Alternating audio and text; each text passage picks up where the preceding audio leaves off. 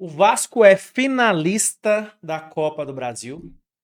Dois jogos que, para mim, apesar dos sustos, o Vasco esteve melhor em campo nas duas partidas. É lógico que um jogo de final você não vai conseguir ter uma superioridade, mas o Vasco, apesar da má fase no Brasileirão, apesar de chegar como azarão, teve um bom desempenho nas duas partidas.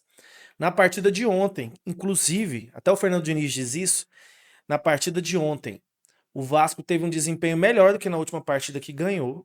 O Vasco teve um controle absoluto do jogo.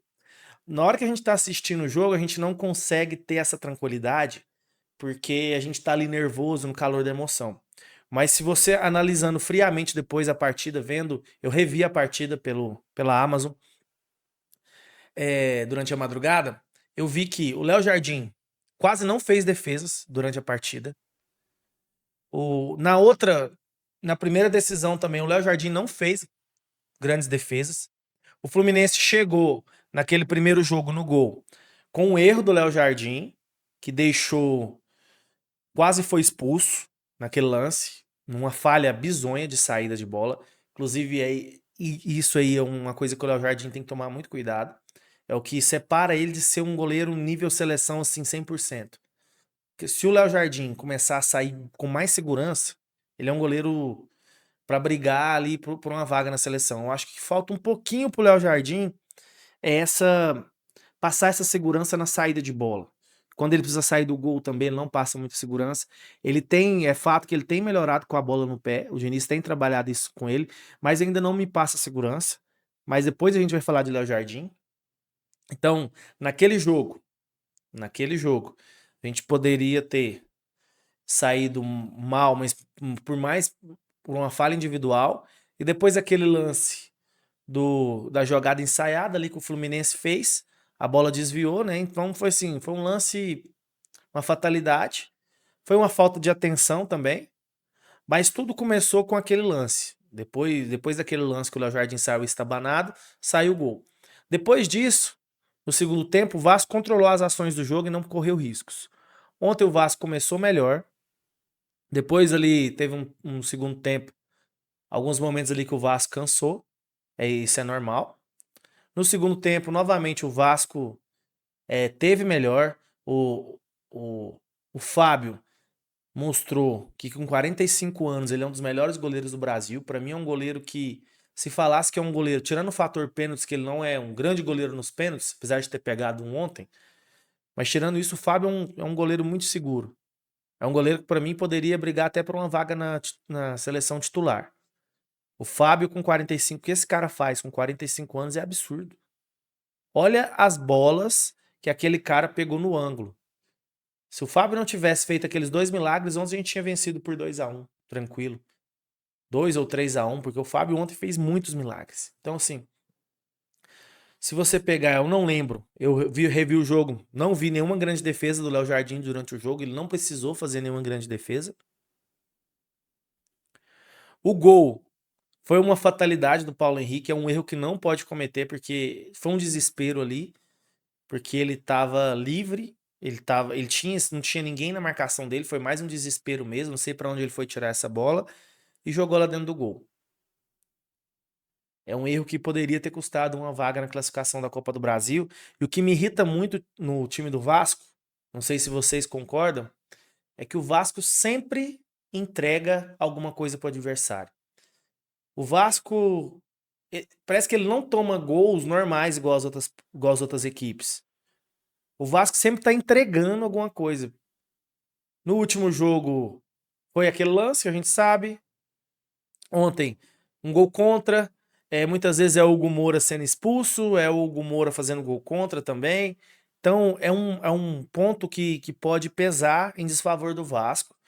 Eu acho que o Vasco tem uma equipe que já demonstrou que em grandes jogos pode jogar bem, mas que precisa de um pouco mais de atenção. O Vasco tem agora uma partida muito difícil na Neoquímica Arena.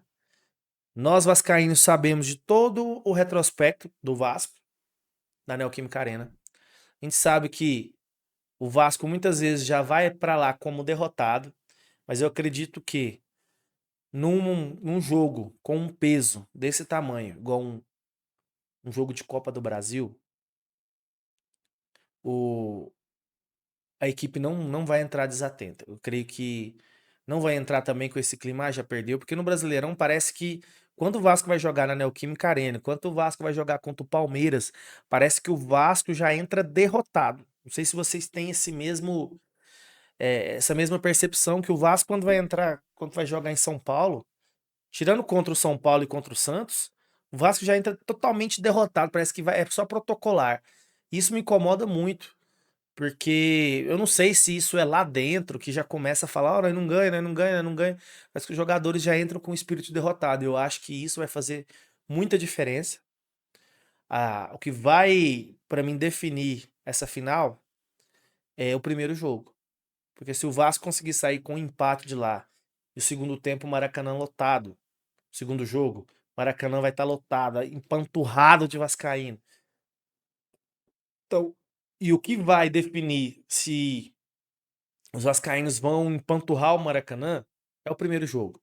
Se o Vasco sai dali com empate, ou se por um resultado ruim perde de 1-0 só, eu não queria de forma alguma, mas se perde de 1-0, tem jogo ainda. Tem jogo. É totalmente plausível o Vasco com a sua força, com o que vai virar aquele Maracanã, perdendo de 1-0, fazer 1-0 ali e igualar o jogo. Lógico que entra esse fator, eu acho que isso pesa sim essa questão do fator do Corinthians ter esse negócio. Só que, pelos comentários que eu estou vendo, pelo que eu estou acompanhando na mídia nesses dias, desde ontem à noite, o Corinthians, muitos corintianos, eu acho que a instituição não, mas muitos já estão tratando como o Corinthians campeão. Inclusive os palmeirenses estavam vendo, foi campeão o Corinthians. Inclusive, eles estão considerando já o Corinthians campeão. Então, por um lado, eu prefiro assim, eu prefiro que o Vasco chegue nesses confrontos como realmente o azarão. O Vasco parece que não dá certo de chegar como o favorito, mas é uma final. O Vasco tem que ir muito concentrado para esse jogo, muito concentrado. Porque é um jogo de erro zero. Se o Vasco sai de lá com empate, cara, é maravilhoso. Mas vamos voltar a falar aqui ontem da cobrança de pênaltis. Quando o Vasco vai num jogo decisivo, em uma cobrança de pênalti, eu acho que todo torcedor fica mais tranquilo. O Vasco tem excelentes batedores. Excelentes batedores. O azar ontem foi do Verratti. O Verratti também não costuma perder pênalti. O, o Verratti não bateu bem, bateu no meio, não bateu tirando do goleiro. Geralmente ele bate muito bem. Eu tenho uma confiança absurda no Verratti batendo pênalti. Eu sei que ele não é aquele cara super técnico. Ele errou outro pênalti nessa temporada. Mas enfim, eu acho que o Verratti não merecia que a sua história no Vasco acabasse errando um pênalti decisivo desse jeito. Porque posso dizer tudo do Verratti, que ele deixa a desejar. Ele deixa a desejar tecnicamente, que muitas vezes ele não consegue dar sequência às jogadas. Mas uma coisa que você não pode falar do Verratti é que ele não representa a camisa do Vasco. Não existe um cara que não represente tanto a camisa do Vasco igual o Verratti nessa equipe. O Verratti representa sim a camisa do Vasco. E eu tenho certeza que depois do jogo de ontem, se o Vasco fosse eliminado, ia ficar um clima insustentável pro Verratti e provavelmente o Verratti sairia na próxima temporada. Eu sei que tem uma má vontade do caramba com o Verratti por uma boa parte da torcida, justamente por esse fato dele não dar sequência às jogadas. Mas o Verratti eu acho que ele é um jogador muito importante de se ter no elenco. É claro que ele não, como titular, não dá mais pro Verratti ser titular. Mas assim, eu acho que a gente não pode jogar fora o artilheiro do ano. E ele mostrou nessa semifinal, naquele jogo, que ele é um jogador importante. E eu acho que ele não merecia se despedir dessa forma. E graças a Deus o Vasco passou. Quando entrou o Vitor Luiz, eu sei que o Vitor Luiz me passa uma tranquilidade também, que bate muito bem na bola. O Coutinho, na hora ali da cobrança, você passa um susto, porque eu vi a bola subindo, mas foi a melhor cobrança de todos os pênaltis que tiveram ontem.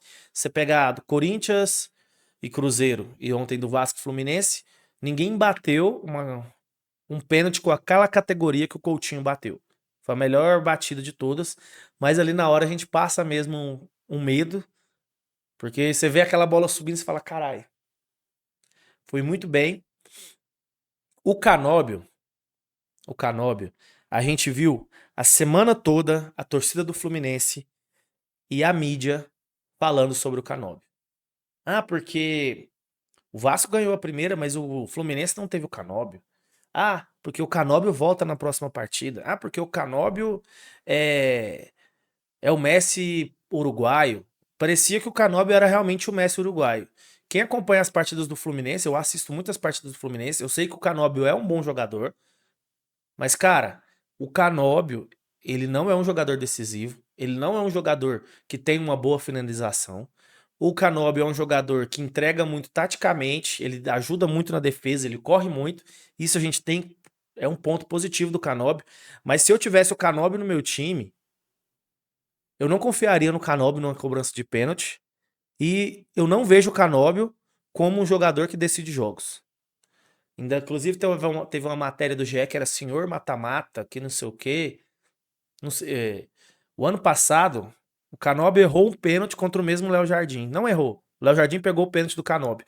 Inclusive, quem assistiu aquele jogo, quem lembra? Vasco e Atlético Paranaense. O que o Canóbio errou de gol, teve um momento que o Vasco se perdeu na partida e o Canóbio, ele errou muito o gol. É lógico que ele aparece muito pro jogo, mas a finalização dele, ele peca muito. E isso que separa ele. Por isso que ele tá no Brasil. Por isso que ele não é um jogador que poderia. Eu lembro que teve uma época, quando ele tava no Atlético Paranaense, que o Milan teve a oferta do Milan, teve a oferta de outros times. Por quê? O Canóbio entrega muito em velocidade, em participação no jogo, mas ele não faz gols. E eu tinha uma confiança, pode parecer depois que acontece, mas eu acho que todo torcedor do Vasco pensou a mesma coisa. O Canóbio vai errar. O Canóbio vai errar. E ele bateu muito mal. Teve muito mérito do Léo Jardim, que foi muito frio. O Léo Jardim foi muito frio em ficar no meio. Eu não sei. Provavelmente isso deve ter sido estudado. Ele deve ter estudado isso. Mas de qualquer forma, você ficar no meio em uma cobrança decisiva igual aquela, e tem que ter culhão. Pode ter críticas em alguns momentos do jogo do Léo Jardim, mas nos pênaltis, talvez eu acho que ele é o melhor goleiro do Brasil. E a gente tem aí o outro que pode brigar com ele é o Hugo Souza do Corinthians, que é o outro goleiro que é foda nos pênaltis. Na verdade, nesse duelo das semifinais, a gente tinha quatro grandes goleiros. O Fábio, que é um monstro, o Cássio, que é outro cara que é um monstro, o Hugo Souza e o Léo Jardim.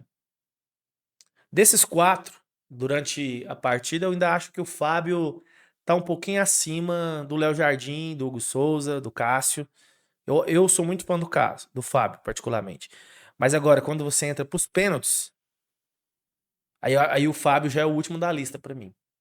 Aí você já tem ali o Léo Jardim e o Hugo Souza brigando, o Cássio, o Cássio nos pênaltis, o Cássio tem uma história gigantesca.